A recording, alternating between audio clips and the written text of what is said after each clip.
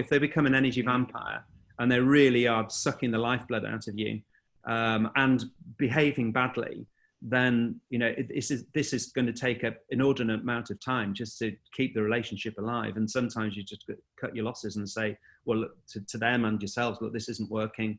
You know, we need to part ways. Because if you've got, I mean, the agency relationships change all the time. You know, you go from the honeymoon period into the hate mode when things are not going very well in a project, to the delight mode when the project's delivered and it's working as everyone expected it to.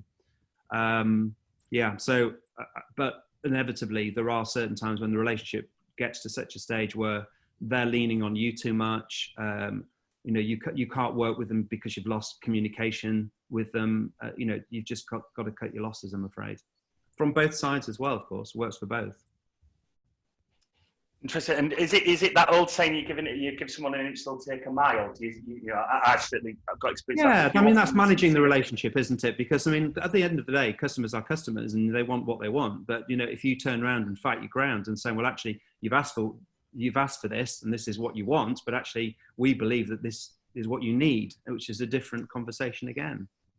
You know, you should always deliver what a client needs, not what they want, because that's your expertise, that's your job. Mm-hmm. That's when problems start, is when you do what the client wants and it doesn't work, and the client says, well, why don't you tell me? Well, no, but this is all part of this retreating to the core, because these are all the fundamental things in any business. I mean, we're talking about agency world here, but this applies in all businesses, all sort of like B2B customer relationship businesses, and some B2C, you know, business to consumer ones as well. Of course, I mean, this is when just get back on the another thing to look at when you retreat into the core is just look at your service set and your product set and just say, well, actually, is it fit for purpose any longer? Because inevitably, there's always products which are on the up. You know they are. You know, the price is still there. The price is still there for the service. The price is still there for the product. Yeah, and it's got a longevity. People will still want this in a year, 2, 3, 4, 5 years. Do more of that. But you'll also have some services or products within your inventory which actually are on the way down. You know, there's a more price pressure on them. It's more ubiquitous. It's more of rather than being a specialist, it's more of a commodity, and do less of that. So you've got to keep doing this all the time. You know, this is standard stuff which you must do, but even more important when your back's against the wall and the pressure's on. I mean, a little technique that I use is, this is something I do all the time, is I'd list them and give them a mark out of 10. You know, if it's a 10, yeah, do more of that. And if it's down towards a 1, well, let's get rid of that as soon as possible.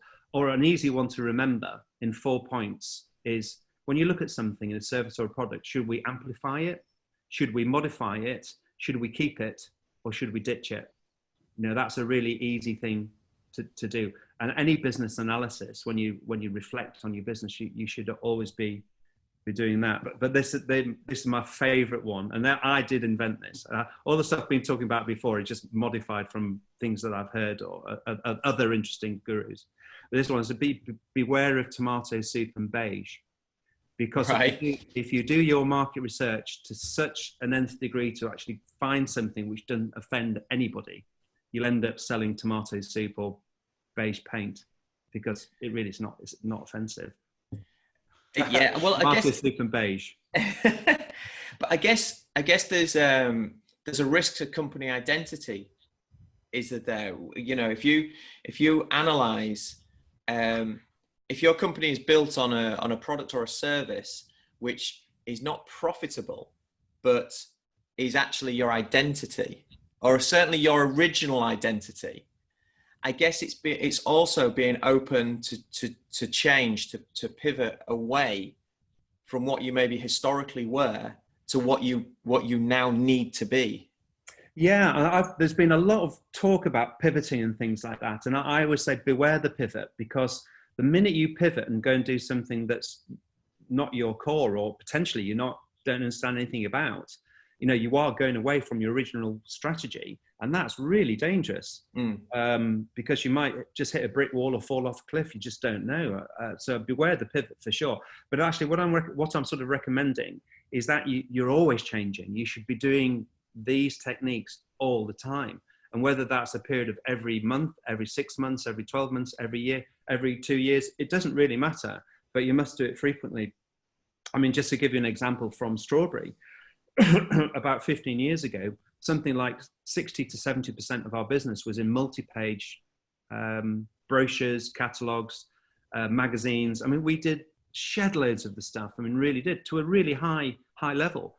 But I just said to the guys, I said, this is not going to last, you know, because I'd seen the price pressure. I'd seen the downward spiral. I'd seen websites coming and say, you're not going to need a 400-page catalog when you've got a website. So we actually got out of that business within 12 months, pretty much. Right.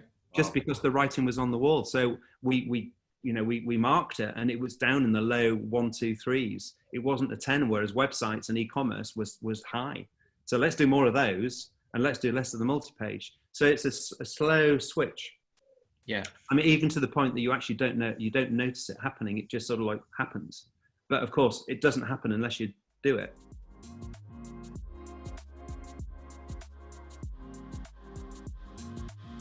Thank you so much for joining us on the Business Lockdown. Please comment, like, share, and subscribe to help build our global community.